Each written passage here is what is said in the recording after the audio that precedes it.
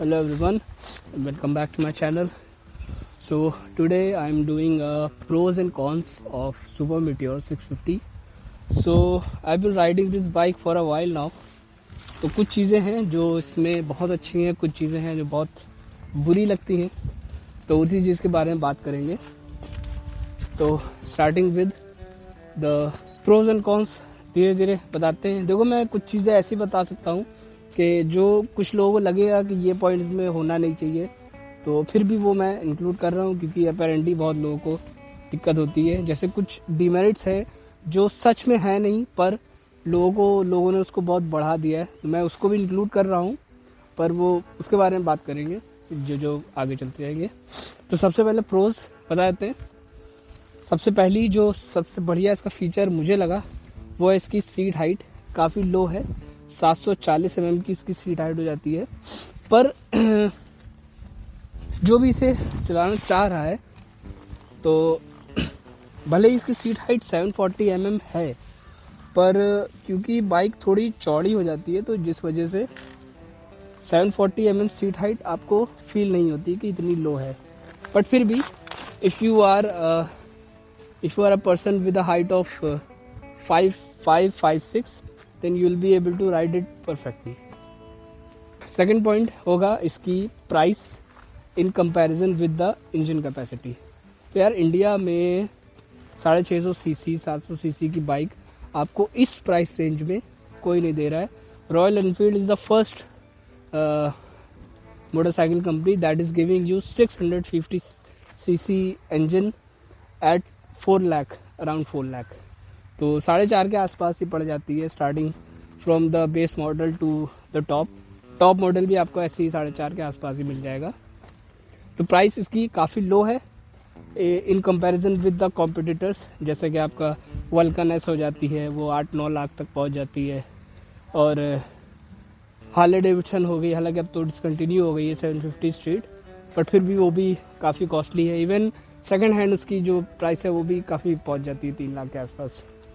ठीक, और भी बाइक्स हैं जैसे ट्रायम्फ की है, डेटोना है, तो ये सब बाइक्स की बहुत ज़्यादा प्राइस हो जाती है in comparison with this motorcycle. तो थर्ड जो इसका प्रो एस्पेक्ट में आता है वो है इसकी रोड प्रेजेंस. तो यार, बाइक को खुद से देखे आदमी कि कितनी भारी भरकम ये बाइक दिखती है, इतनी बड़ी मोटरसाइकिल दिखती है, और तो इसका रोड प्रेजेंस भी उसी तरीके से है. तो ये एक मेरिट मैं इसलिए बोल रहा हूँ कि हाँ, कुछ लोगों को पसंद आता बाइक का, मतलब road presence is really good. और जो बाकी के इसके कलर्स हैं वो भी बहुत अच्छे लगते हैं. मुझे ब्लैक कलर पसंद है तो मैंने ब्लैक ली थी, और भी जो कलर्स हैं वो भी बहुत ब्यूटीफुल दिखते हैं. So the fourth point is with regards to the performance of engine. तो यार, मैंने रॉयल एनफील्ड की और भी बाइक्स चलाई हैं. 350 सीसी की बात नहीं करूँगा, 650 सीसी की बात करते हैं. GT 650 है, इंटरसेप्टर 650 थी. तो उन दोनों की बाइक से कंपेयर करें या और भी किसी बाइक से कंपेयर करें जो 650 सीसी की रेंज में आती है, तो इसका इंजन बहुत ही ज़्यादा स्मूथ है. इतना स्मूथ इंजन मैंने और किसी बाइक में नहीं देखा, रॉयल एनफील्ड की जो होती है. और इसकी जो हैंडल की वॉबलिंग है वो इसमें फील ही नहीं होती. जब लोग उससे बात करते हैं हैंडल की वॉबलिंग के बारे में, तो मुझे इसके बारे में कुछ पता ही नहीं होता है क्योंकि I don't feel it on my bike. तो ये एक अच्छी फीचर है. इसका पैरेलल ट्विन इंजन बहुत बढ़िया परफॉर्मेंस देता है ऑन द रोड, और वाइब्रेशन किसी भी तरीके के फील नहीं होते हैं, चाहे आप 110 पे हो, 120 पे हो, 130 की स्पीड पे हो. This engine runs smoothly throughout. So the fifth point is regards to the fuel tank capacity of this bike. तो 14.5 लीटर का इसका फ्यूल टैंक मिल जाता है. तो ठीक है, मतलब भर का है. इसकी रेंज आपको 300 किलोमीटर के अप्रॉक्सीमेटली रेंज इसकी मिल जाती है, जो कि सही है मेरे हिसाब से. एवरेज जो इसका है वो उसके हिसाब से जो है इसका टैंक की कैपेसिटी हमें लगता है कंपनी ने सही रखी है. So the sixth point is regarding the balancing of this motorcycle. मैंने इसको बहुत सारे रास्तों पे चलाया जो कि इसके लिए सही नहीं थे, जैसे बारिश में चलाना या गड्ढों वगैरह में चलाना. तो मुझे ऐसा फील नहीं हुआ कि इस बाइक में मैं बैलेंस नहीं कर पा रहा हूँ.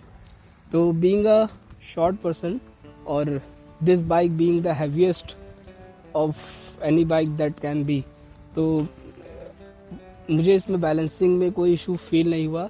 कॉन्फिडेंस मुझे रहा इस बाइक को चलाने में. मैंने इसको 500-550 kilometre in a single day चलाया है. तो या balancing is really perfect on this bike. So another good point, अब देखो ये point directly is not connected with the bike itself, it's connected with the company. तो रॉयल एनफील्ड जो है आपकी, वो आपको एक ऐसा नेटवर्क प्रोवाइड करती है डीलरशिप का या पार्ट्स का, एक्सेसरीज़ का, सपोर्ट का, जो किसी और बाइक में हमने फील नहीं किया. और एक और चीज़ ये होती है, जैसे लोग बाइक लेते हैं और वो ग्रुप्स वगैरह ज्वाइन करना चाहते हैं, राइडिंग ग्रुप्स ज्वाइन करना चाहते हैं, रॉयल एनफील्ड में वो भी आपको मिल जाती है. आपको रॉयल एनफील्ड की तरफ से राइड्स मिला करती हैं वीकली, मंथली, और इवेंट्स पे राइड हुआ करती हैं, वो चीज़ है. प्लस गाड़ी में जो इश्यूज़ हैं छोटे मोटे, कहीं भी आप इंडिया में हो आपको इसका सर्विस सेंटर मिल जाएगा. RSA अवेलेबल रहता है, रोड साइड असिस्टेंट, तो वो मिल जाता है और ये कहीं भी चल जाता है. Even in remote areas like Leh Ladakh, वहाँ भी आपको रोड साइड असिस्टेंट बहुत आराम से मिल जाती है. तो ये एक बहुत बड़ा प्लस फैक्टर है इस बाइक के लिए. The next thing is about the braking. तो जो इसके ब्रेक्स हैं, काफ़ी ह्यूज साइज़ के ब्रेक हैं. इसका एग्जैक्ट स्पेसिफिकेशन मैंने लिख दिया है. तो इतने mm के ये ब्रेक्स हैं और काफ़ी पावरफुल ब्रेक है. मुझे ऐसा फील नहीं होता है कि मैं बहुत स्पीड में चला रहा हूँ, 100-150 की स्पीड, और डर लगे कि बाइक रुक नहीं पाएगी. तो I have tested this theory and 100-150 की स्पीड पे जब आप ब्रेक मारते हैं तो आपको फील नहीं होता है कि आपकी बाइक स्किड करेगी या बैलेंसिंग में कुछ दिक्कत आएगी. तो brakes are really good on this bike. So these are the pros of this motorcycle that I have covered. Other than that अगर कुछ छूट गया हो तो बताइएगा. अब आते हैं कॉन्स के ऊपर. कॉन्स में मैं शुरुआत करना चाहूँगा कि इस बाइक की performance on bad roads is bad. तो बाइक मैंने चलाई है, जैसे मैंने अभी बताया भी था कि मैंने बाइक को हर तरह के रास्ते पे चलाया है, और बैड रोड्स जैसे कि ऑफ रोडिंग वगैरह के लिए तो ये बाइक बनी भी नहीं है. अगर आप चाह रहे हैं कि बहुत ज़्यादा ऑफ रोडिंग कर ली जाए तो सोचिएगा ही मत, बेवकूफ़ी होगी ये चीज़ सोचना. और ऑफ रोड देखिए, ये तो नहीं होता है कि आप बाइक अगर लेके चल रहे हैं तो आपको सिर्फ अच्छी रोड मिलेंगी. कुछ रोड्स ख़राब मिल भी जाती हैं, तो उसमें बाइक आपको मतलब नानी याद दिला देती है. ठीक है ना, बहुत ज़्यादा आपको पेन होने वाला है बैकबोन पे, हाथों पे. ठीक है, तो ये चीज़ आपको ध्यान में रखनी पड़ेगी. ऐसा नहीं है कि आप इस वजह से ये बाइक को ना परचेज़ करें. इसके साथ you can have a lot of fun, तो इस चीज़ को भी कंसिडर करना चाहिए. तो यार एक पॉइंट था, एक डीमेरिट वाला, कि ये बैड रोड्स के लिए इज़ नॉट गुड. या अनदर डीमेरिट कह सकते हो आप, जो कॉन्स है इसका, another is the ground clearance of this bike is not that much. 135 mm का इसका ग्राउंड क्लियरेंस है. तो मतलब आप जो देख सकते हो कि मेरा हाथ भी नहीं आ रहा है, तो इतनी ही ग्राउंड क्लियरेंस है इसकी. और जो भी थोड़े बहुत गड्ढे होते हैं या स्पीड ब्रेकर्स होते हैं, तो मुझे बहुत ध्यान से उसमें चलाना पड़ता है इस बाइक को, क्योंकि इसको नीचे से लड़ जाने का ख़तरा होता है हर टाइम. और similarly the thing goes with the exhaust भी काफ़ी लो हैं. जैसे GT में या इंटरसेप्टर में आपने देखा होगा कि वो उसके एग्जॉस्ट काफ़ी ऊंचे रहते हैं और थोड़ा वर्टिकली इंक्लाइंड है ऊपर की तरफ, पर इसमें ऐसा नहीं है. तो ज़मीन पे लड़ने का ख़तरा हर टाइम बना रहता है. तो ये एक डिमेरिट इस बाइक का मुझे लगा. थर्ड डिमेरिट जो है इसका, वो इसकी सीट को लेके है. देखो, राइडर के लिए सीट या पिलियन के लिए सीट हो, थोड़ा बहुत सीट पे मॉडिफिकेशन कराना पड़ेगा आपको अगर आप ले रहे हैं. मैंने भी कराया. सीट इसकी कंफर्टेबल नहीं थी, और सही मायनों में देखा जाए तो किसी बाइक में सीट आपको कंफर्टेबल नहीं मिलती है, आपको थोड़ा बहुत चेंजेस कराने ही पड़ते हैं. तो मैंने इसकी पिलियन की सीट और जो मेरी राइडिंग सीट थी, दोनों में मॉडिफिकेशन कराया है, और कुछ इस तरह की ये सीट दिखती है.